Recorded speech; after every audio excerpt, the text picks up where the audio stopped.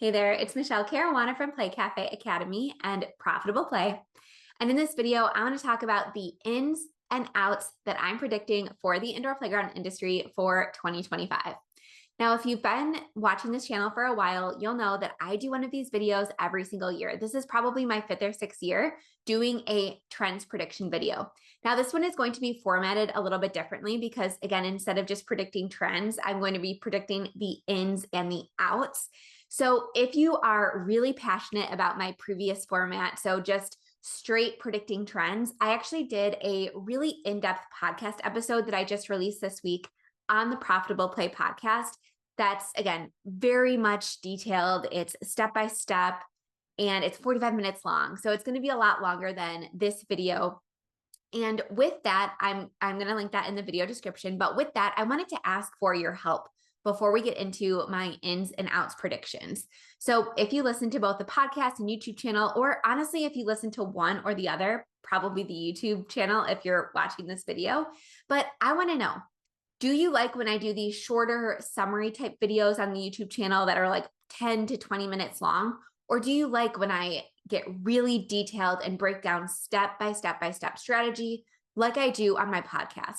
My podcast tends to be a lot longer. Even when I'm not doing guest expert interviews, I tend to make a lot longer content. Again, it's more detailed, it's more specific. So is that what you guys want on this YouTube channel? Or do you like these fun summary type videos that are just bite-sized? Do you like vlogs? Please let me know in the comments what you want to see on this YouTube channel, because I want to put out videos that you want to watch, right? I say that all the time. So please let me know in the comments. But without further ado, I'm going to get into my ins and outs predictions for the indoor play industry for 2025. And I'm going to be reading my notes. So if you are wondering why I'm looking off screen, that is why I don't have these memorized. Okay, so the first big in that I want to talk about for the 2025 year is data-driven decisions. So there is so much technology out there right now for us as indoor playground business owners, or really business owners of any industry, to really know our numbers and not just price or, make decisions based on vibes, habits, gut feelings, anything like that. So in 2025, I really want you to prioritize knowing your actual numbers before making any big decisions. So by this, I mean, before you put together your marketing plan, figure out which marketing channels are actually making an impact on your bottom line. Don't just prioritize Instagram because it's easiest for you, it's what you like to do best, or it's what all of your peers are doing. Actually look at the numbers, because I think you might be surprised that some of these other channels that don't maybe have as much competition, that people are sleeping on, are actually making a much bigger impact on your bottom line. And that's just one example. Data is so important in our businesses. So the number of team members that you have should be all based on data. Again, your pricing, your profit margins, all of that is really important to take into account. And again, this is just one example.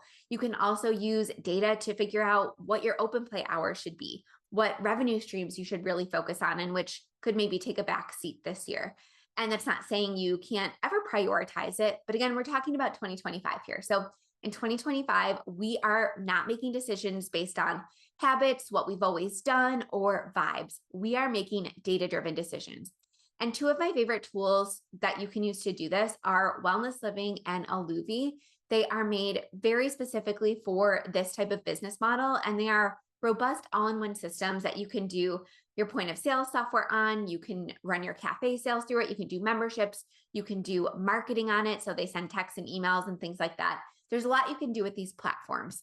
And that's what I mean when I say that technology has made it easier than ever in 2025 for us as business owners to have this at a glance view of our business so that we can make these data-driven decisions. Now, I know a lot of businesses use simpler software and they have, memberships in one area, event booking in one area, cafe sales in another area. And that's great if it works for you. I don't want to tell you not to do that. I don't want to dissuade you from doing something that works. What I want to say is, if you do something like that, if you have all different systems in all different places and your data isn't in one easy place to look at, in 2025, I want to make sure that you're prioritizing figuring out how you can get an aggregate view of your business so that you actually know what's going on, or else, again, it's going to have pretty devastating effects. Maybe not this year, but definitely in the future. So again, either invest in an all-in-one system so that you can view your business easily at a glance and make better decisions, or figure out a way to, again, combine all of these different systems. Maybe you hire someone to help you with this, but find a way to get all of that data together so that you can make better decisions for your business. All right, the second, and I know that was really long, I'm going to kind of go through these last ones rapid fire. But next, I want to talk about collaboration and community. I think that's going to be really important for business owners in 2025. We're in an economic downturn, right? We don't have a ton of extra money to be spending on ads, to be spending on print advertising or anything like that. So I really think that we as business owners should lean on others in our local community and figure out a win-win situation, whether that's, again, doing pop-up events at their place, whether it's them doing pop-up events at your space, leveraging each other's networks. I think that's going to be really important, especially during your slow season when money is extra tight, to stay top of mind with your current customers and also get in front of new audiences. So collaboration and community is going to be even more important in 2025 as our belts tighten a little. Next is unique and custom play structures. And I did talk about this a little bit last year, and I talked about color and inspiring design and things like that. This is going to be very important this year. As you probably noticed, indoor play spaces are popping up all over the place, right? This is a booming industry post-COVID. And the problem is that a lot of people are using the exact same vendors. And I love these vendors. So two examples that I'm going to bring attention to are Lilliput Playhomes and Cedarworks. Again, both vendors I love and recommend. We had Lilliput Playhomes in our business. However, their structures are kind of what I would say cookie cutter. They don't do a lot of custom design. And if you walk into two different play spaces that have similar structures, both by those same vendors, you're going to know immediately, oh, that's Cedarworks, or oh, that's Lilliput Playhomes, just because that's the nature of what they do. It's not a good thing. It's not a bad thing. But because this industry is becoming a little bit more saturated, we need to do more in order to stand out. So that's why I'm loving really custom, unique gross motor structures, especially in 2025. And two of my favorite companies that do this are Safe Space Concepts, based out of Texas, and then Tiger Play. I've interviewed them on this channel before. They are based in the UK, but they have new distribution centers popping up all the time. So what I love about these two companies is that you could walk into 10 different play spaces that all have Tiger Play structures, for example, and you would never know that they all use the same vendor, because that is how unique and custom they make every single piece. And they also work within your budget, and they'll work within a given size. So again, they are truly custom. They've created some beautiful pieces for my clients this year. For example, Mama's Play just put up a brand new structure. There's also Little's Loft that I'll put a picture on this video. But as you can see, these are totally custom structures that were built to their requirements, to their theming, to their sizes, to their budget. So I absolutely love this for new businesses popping up that really need to stand out in their market. So whether that means that you already have existing play spaces in your local town that you want to stand out against, or if you want to future competition proof your business, this is something that I would look into. And yes, you might have to save a little bit more for your build out. You might have to put your plans on pause while you work on getting that extra investment, but I promise you it will be worth it. And it is more important now than it has been in years past. All right, the next thing I want to talk about is leveraging tech and AI to work smarter, not harder. Now, we already talked about the data-driven decision, so I'm not going to beat a dead horse there. However, if you are not using AI to simplify every single process in your business, from communicating with your customers to having a custom GPT on your website, to creating marketing materials, to writing your staff schedule, to planning birthday parties, you are going to fall behind. So I have an entirely free training on how to utilize AI as indoor play centers specifically. So it's just a training for our industry. I'm going to link that free training below this video. But again, if you are not leveraging AI in all aspects of your business, you're going to fall behind. All right, the next thing I want to talk about is color and creativity. And I kind of already touched on that, but again, no more sad beige play spaces in 2025. We are bringing back fun and color because a lot of people are really leaning into neutrals for their homes. And when they pay to bring their kid out in public and meet other kids and do different things, they don't want that same beige neutral environment. They want that fun, brightness that maybe they're a little bit reluctant to have in their own home. So again, we're bringing back fun, colorful, inspiring play spaces. I have been loving seeing all the really cool custom murals that people are doing. Again, all of these unique custom play structures that I just talked about. I love that we're bringing fun and color back into play spaces.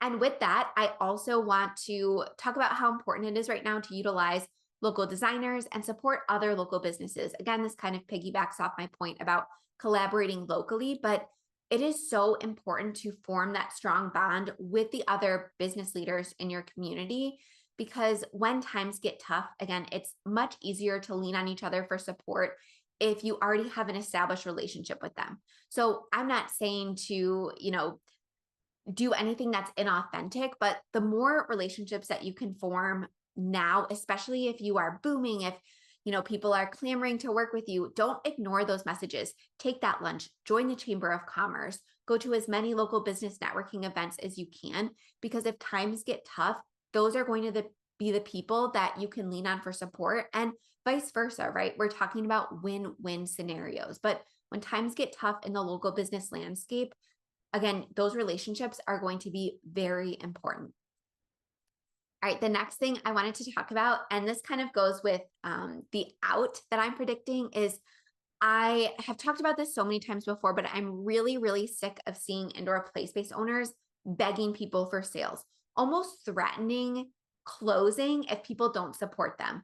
What I want to see instead is the owners coming up with new, exciting offers that people want to say yes to because they're excited about it, not because they feel bad. Because yes, pitying a business or feeling bad or something like that, that might help in the short term, but it's not going to help in the long term. Because if you see a business really struggling and that owner is, really falling on their sword and saying how much they're struggling and things like that, again, you might want to throw them a little bit of support, especially if it's a business that you love. But are you ever going to spend, a couple $100 or even $1,000 to do a high-end birthday party there? Probably not, because you're probably not going to trust that business with something as significant as a birthday milestone or with that amount of money. Are you going to sign up to be a member at that business? Probably not, because it doesn't really seem that reliable. Are you going to send your kids to summer camp at that facility? No, probably not, because it's clear that they're struggling. What corners are they cutting just to stay afloat? So again, it might give you a wave of support in the short term, but I want you to be thinking long-term in 2025. And if, it's just not quite working, people are not coming in the door, people are not buying your offers, you need to change. You need to pivot. You need to be agile. That is one of the biggest factors when it comes to success in this industry, is how agile you're able to be, how quickly you're able to make decisions and pivots and try different things and throw spaghetti at the wall until something sticks. So that's what I want to see more business owners doing, is finding new creative ways to get their customers excited about spending money with them, not spending money with them because they feel bad. So again, pity is out in 2025. All right, the next and that I want to talk about is hiring an amazing team that pays for themselves. And hiring people that generate pretty much their own salary was our biggest topic of our Live Playmakers event for 2024. And it's going to be a big focus for myself in my Playmaker Societies group, which is my group coaching program for indoor playground owners in 2025. Because I get it. It is expensive to have payroll, to have many people that rely on you. It's stressful. I know a lot of people go into this industry because they want to work with kids. They want to provide play. And they end up getting bogged down by this being a manager, managing a team. It is so time consuming, and it truly is, one of the most surprising parts of being in this industry is just how much time and energy managing a team takes versus hosting the birthday parties, making the coffees, designing the play stuff, right? That's the fun stuff. Managing a team is what a lot of people get burned out by and get tripped up on. So I really want you to focus on finding the right people for your business in 2025, figuring out how to make them pay for themselves, make them into money generating assets in your business, and not just something on your liability or on your cost sheet. And again, this is something that I teach, and this is something that I'm really going to focus on, especially in my Playmaker Society group in 2025. So I'd love to have you join us if that's something that you're interested in, or if you're currently wearing all the hats in your business and you want to start building your team, you want to start hiring, you want to start stepping away as owner operator and really stepping into that owner role of your business.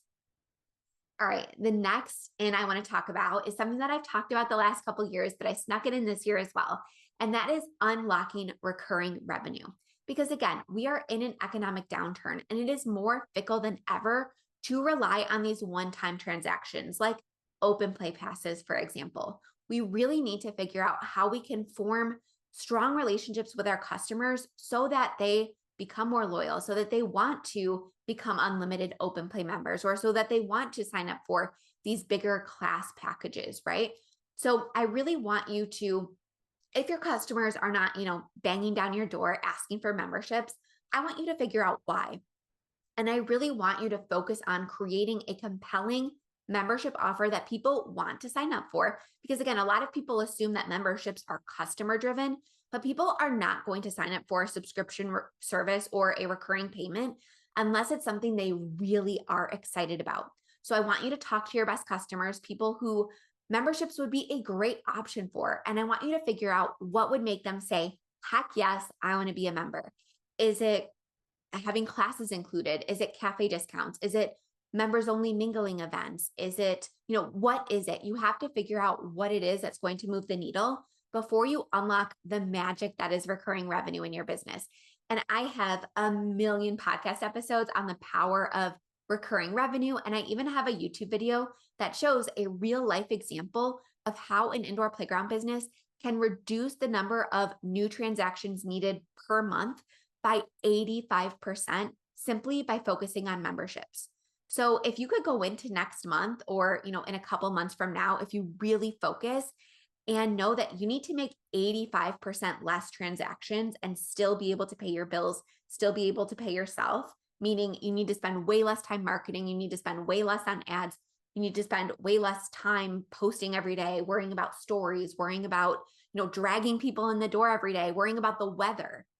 If you could make 85% less one-time swipes and still do all of those things and be able to actually take back your life as an owner, wouldn't that sound amazing? So I'm going to share that YouTube video. But again, recurring revenue is one of those day and night things where it's like, if you know, right? If I'm working with a business owner and they have recurring revenue figured out, their life, their finances, their business behind the scenes is night and day compared to someone who has not yet figured it out.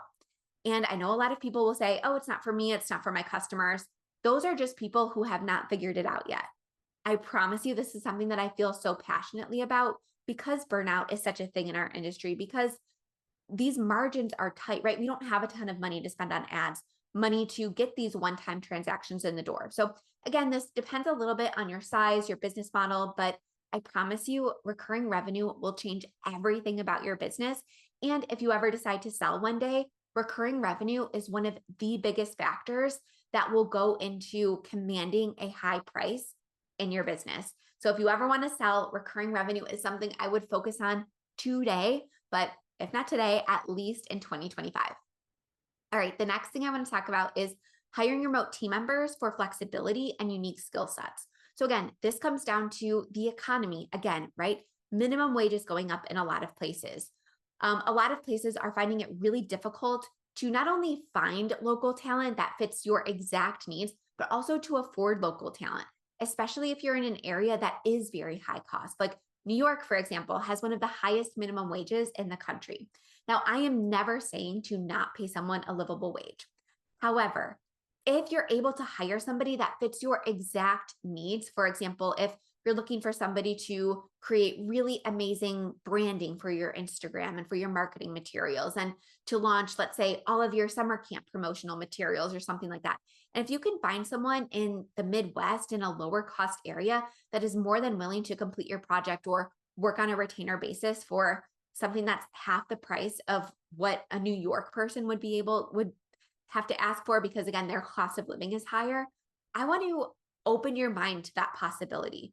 So again, a lot of times people think local business equals local employees. However, bookkeeping, customer service, marketing, design, accounting, anything like that can absolutely be outsourced, whether it's on a recurring basis or if it's just on a per project basis.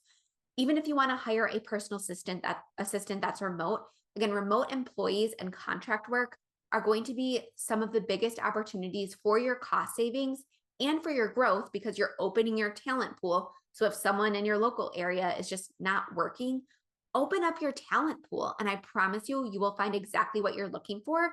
And it's probably more likely going to be in your budget. So again, open up your mind to remote employees.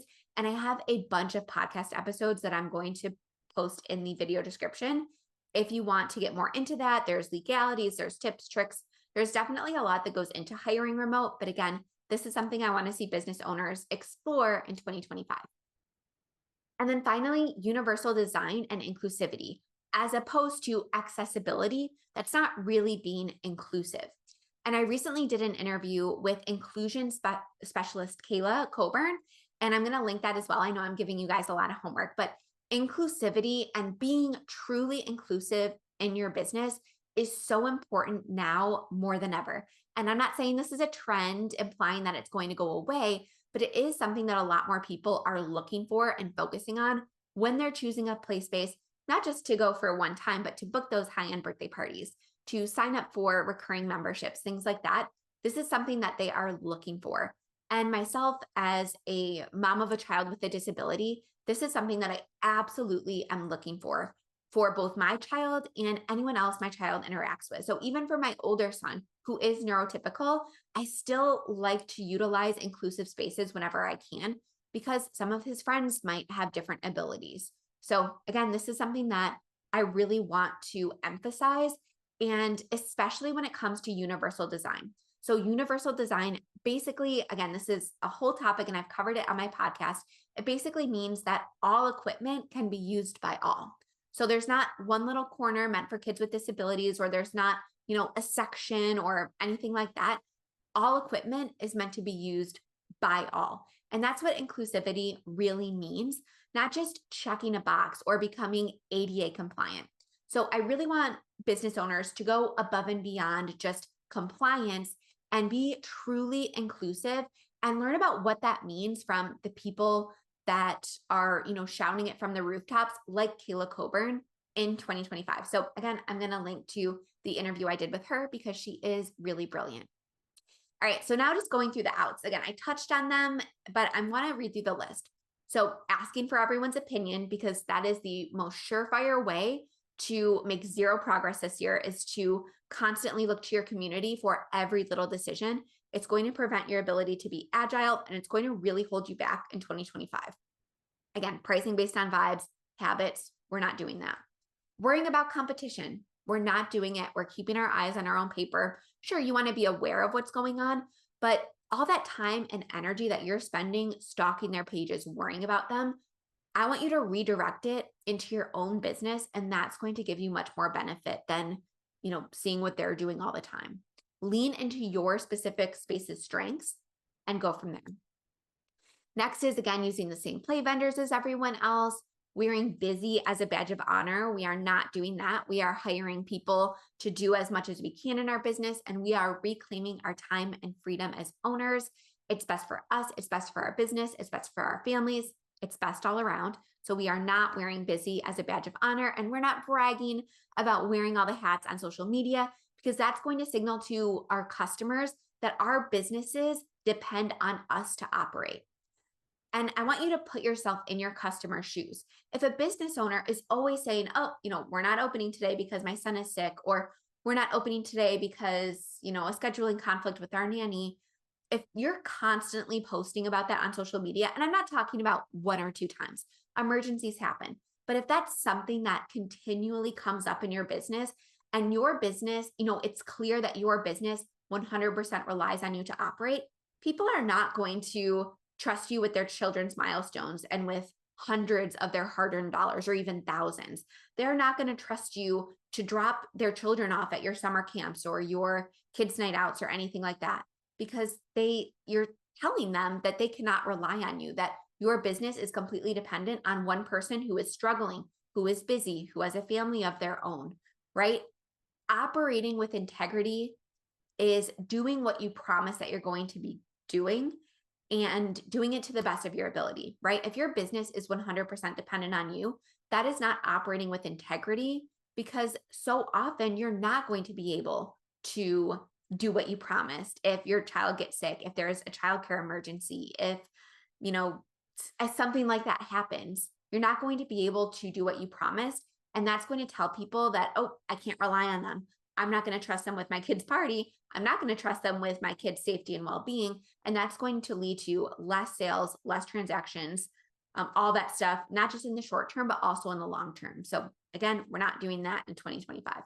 No sad beige play spaces, no begging for sales, no wearing all the hats and burning ourselves out as owners, no restricting yourself to only local talent, and no accessibility that is not really inclusive. So those were all of my ins and outs for the indoor play industry in 2025. I would love to know what yours are.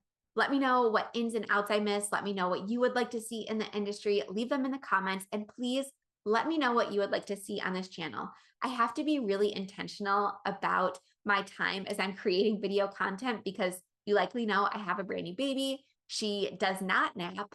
So again, if you would like more of these little bite-sized videos, let me know. If you have topics to suggest, please let me know. I would love to put out a lot more content on this channel, but sometimes I need inspiration from you guys. But if you really like those detailed deep dive videos that are a little bit longer, 30 to 45 minutes, let me know too, because I can definitely put those on my schedule, but only if that's what you want to see. All right, I hope you have an amazing week. I will see you guys soon. Bye for now.